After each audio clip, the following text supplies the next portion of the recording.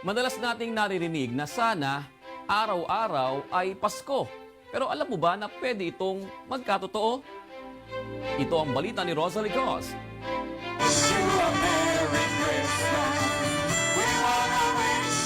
Ano nga ba ang Pasko? Mula ito sa salitang Paskwa na ang ibig sabihin ay kapayapaan. Ito ang mensahe ng mga anghel na nagbalita sa mga pastol sa Bethlehem tungkol sa kapanganakan ng Panginoong Hesukristo. Ang Pasko ay hindi isang araw na gaya ng nakaugaliang ipinagdiriwang ang December 25. Katunayan, tanggap na mga scholar ng Biblia at ng Simbahang Katolika na hindi tukoy ang eksaktong petsa ng kapanganakan ni Kristo. Kung hindi ito tungkol sa petsa, ano nga ba ang dapat nating ipinagdiriwang?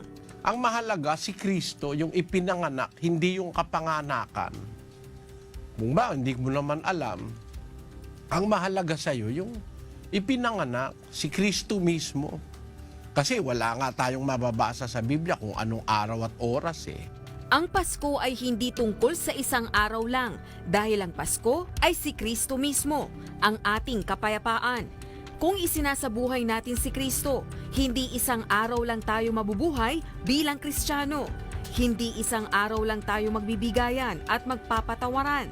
Dahil kung isinasabuhay natin si Kristo, tiyak na matutupad ang pangarap ng mundo na sana araw-araw ay Pasko. Rosalie Cos, UNTV News and Rescue, Philippines.